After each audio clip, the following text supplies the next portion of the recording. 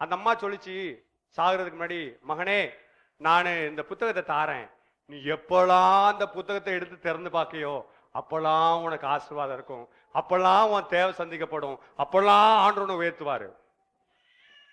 இந்த அவர் வாங்கினாரு. என்ன அம்மா சிக்காயிட்டு இவ்வளவு சொத்து சுகர்ந்து எதுக்கு, அம்மா சிக்காய் செத்து போயிட்டு ஆண்டோடைய நம்பிக்கையே இல்லை, அப்படியே போயிட்டு பைபிள் எடுத்தாரு, தூக்கி போய் பொத்துன்னு ஒரு இடத்த போட்டாரு.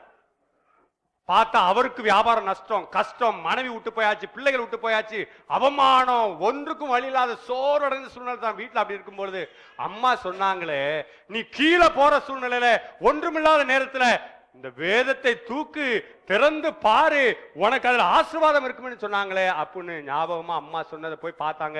பாலடைஞ்சி தூசி பிடிச்சு போய் கிடந்தது. தூக்குனாரு, 2 தட்டு தட்டினாரு.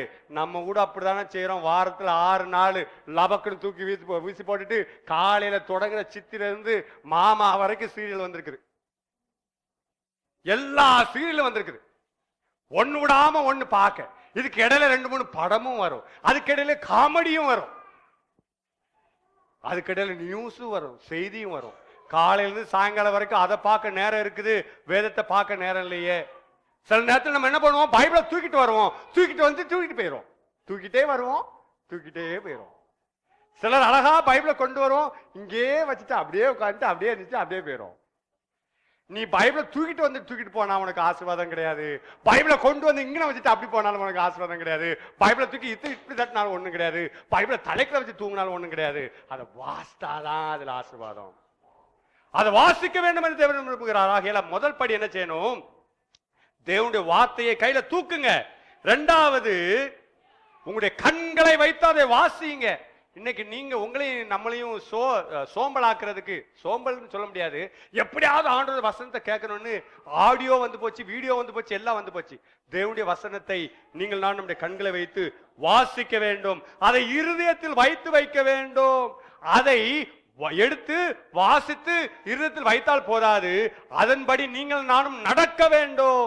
நடந்தால் மட்டும் போதாது, நீ வாசித்த, நம்ம வாசித்த அந்த வசனத்தை இருதயத்தில் வைத்து அதன்படி நாம் நடந்து அதை மற்றவர்களுக்கும் சொல்ல வேணும்.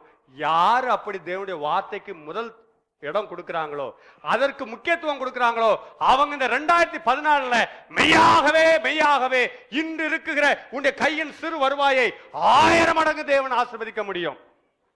இந்த 1000 மடங்கு ஆசீர்வாதத்தை எங்கேயும் பார்க்க முடியாது, வேதத்துல தான் பார்க்க முடியும். பஞ்ச காலத்தில் விதைத்தான் யாரு, ஈசாக்கு. 100 மடங்கு அறுவடை கண்டான்.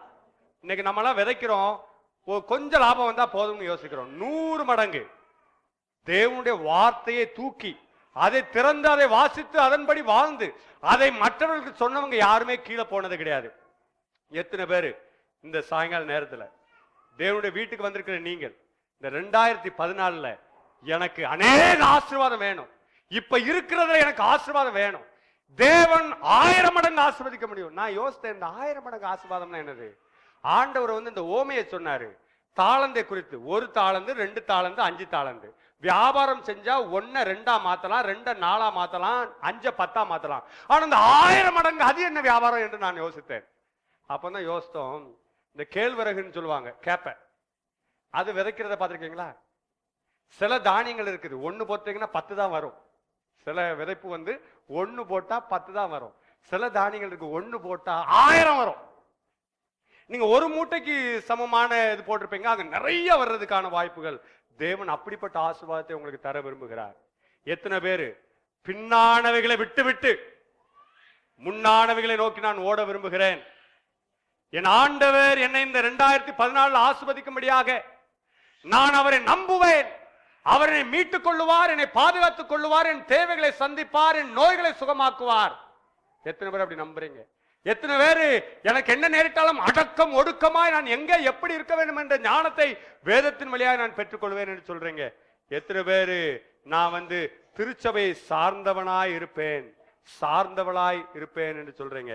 அப்படிப்பட்ட பிள்ளைங்க நான் இந்த 2014 நான் ஆசீர்வாதமா இருப்பதற்கு, என் பிள்ளைங்க நல்லா படிப்பதற்கு, நான் படிச்சு நல்ல வேலைக்கு வருவதற்கு, என் சமுதாயத்துல நான் நல்ல ஒரு அந்தஸ்துல இருப்பதற்கு ஒரே ஒரு டெக்னிக் என்னன்னு கேட்டீங்கன்னா, வேதத்தை சுமக்கணும், திறக்கணும், கண்களால் பார்க்கணும், வாசிக்கணும், அதன்படி நடக்கணும், அதை மற்றவர்களுக்கு சொல்லணும். அப்படி நான் இந்த திருச்சபை சொல்லி இந்த திருக்கோயிலூர்ல கடந்த 30 ஆண்டுகளாக இருந்த இந்த விசுவாசிகள் 2014 கர்ப்பவதி பிள்ளைகளை பெற்றெடுக்கிறது போல அநேக ஆத்துமாக்களை தேவனுடைய ராஜ்யத்துக்கு என்று நாங்கள் கொண்டு வருவோம் என்று சொன்னா, அது நிமித்தமா என் குடும்பத்தில் சந்தோஷம் வேணும், என் ஆண்டவர் என்னுடைய பேரை ஜீவ புஸ்தகத்திலும் ஞாபக புஸ்தகத்திலும் எழுதணும் அப்படின்னு சொன்னீங்கன்னா நீங்க இருக்கிற இடத்துல அப்படியே எழுந்துங்க. 2014 ஆண்டவர் என்னை ஆசீர்வதித்து என்னை மேன்மைப்படுத்தி என்னை பலப்படுத்தி என்னை திடப்படுத்தி என் தேவைகளெல்லாம் சந்திக்க வேண்டும் என்று நீங்க சொன்னா இருக்கிற இடத்துல நினைச்சு இல்லைங்க. எனக்கு அருமையான தேவ பிள்ளையே, நீங்கள் நானும் செய்ய வேண்டியது தேவனை நம்பு, தேவனை நம்பு. சமுதாயத்திலும் குடும்பத்திலும் அடக்கத்தோடு வாழ கற்றுக்கொள். ஜாக்கிரதையாயிரு, வியாபாரத்தில் ஜாக்கிரதையாயிரு, வேலைகளிலே ஜாக்கிரதையாயிரு, ஆவிக்குரிய காரியத்தில் ஜாக்கிரதையாயிரு. உன் பிள்ளைகளை குறித்த எண்ணம் ஜாக்கிரதை உனக்கு வர வேண்டும். உன் குடும்பத்தை குறித்த எண்ணம் வேண்டும். எத்தனையோ ஆண்கள் இருக்கிறாங்க ஊதாரிகளாய் சுத்துவது. தான் வயிறு நிறைந்தால் போதும், தனக்கு ஆகாரம் இருந்தால் போதும், தனக்கு சமுதாயத்துல நல்ல பேர் இருக்கணும், ஆனா குடும்பத்துல பாத்தீங்கன்னா கம்ப்ளீட்டா ஆப்போசிட்டா இருக்கும். அப்படி இல்லை, ஜாக்கிரதையா இரு.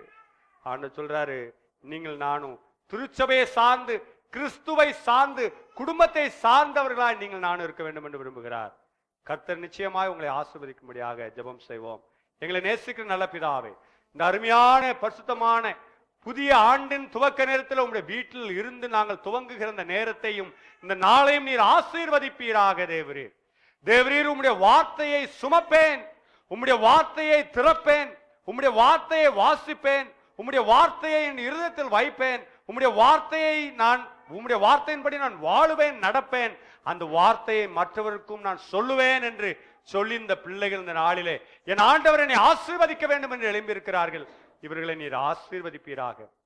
அவருடைய தேவைகளை எல்லாம் சந்தியும். முன்னானவைகளை நோக்கி ஓட பின்னானவைகளை விட்டு போன வருஷத்துல பெற்ற நன்மைகள், போன வருஷம் பெற்ற வெற்றிகள், போன வருஷம் பெற்ற நன்மைகள் அது ஒரு பொருட்டல்ல. இந்த வருஷத்தில் நீர் அநேக வெற்றியை வைத்திருக்கிறீர், அதற்கு நான் உழைப்பேன் என்று உழைக்க கர்த்தர் உதவி செய்யும். இந்த வருஷத்தில் அநேக ஆசீர்வாதங்களை நீர் வைத்திருக்கிறீர், அதை நான் பெற்றுக்கொள்வேன் என்று உழைக்க கர்த்தர் உதவி செய்யுங்க. இங்க இருக்கிற ஒவ்வொரு பிள்ளைகளையும் ஆசீர்வதிங்க, பலப்படுத்துங்க. மூப்பர்களை ஆசீர்வதியும், ஒவ்வொரு விசுவாச பிள்ளைகளையும் ஆசீர்வதியும், வேலையாட்களை ஆசீர்வதியும், சிறியவர்களையும் பெரியவர்களையும் ஆசீர்வதியும், ஆண்களையும் பெண்களையும் ஆசீர்வதியும், சமுதாயத்தினரை ஆசீர்வதியும், திருச்சபை போதகரையும் உடைய பிள்ளைகளையும் நீர் ஆசீர்வதியும். இந்த சத்தத்தை கேட்குகிற ஒவ்வொரு பிள்ளைகளையும் நீர் ஆசீர்வதியும். வியாபாரம் செய்கிறவர்களை நீர் ஆசீர்வதியும். 2014 அவருடைய வாழ்க்கையில உச்சிதமான ஆசீர்வாதத்தை பார்க்க அவர்களை நீர் பலப்படுத்தி திடப்படுத்தி ஆசீர்வதிக்கும்படியாக எங்களுக்காக மரித்த இயேசுவின் மகிமையான நாமத்தில் ஜெபிக்கிறோம். ஜெபம் கேளும் நல்ல பிதாவே. ஆமென், ஆமென்.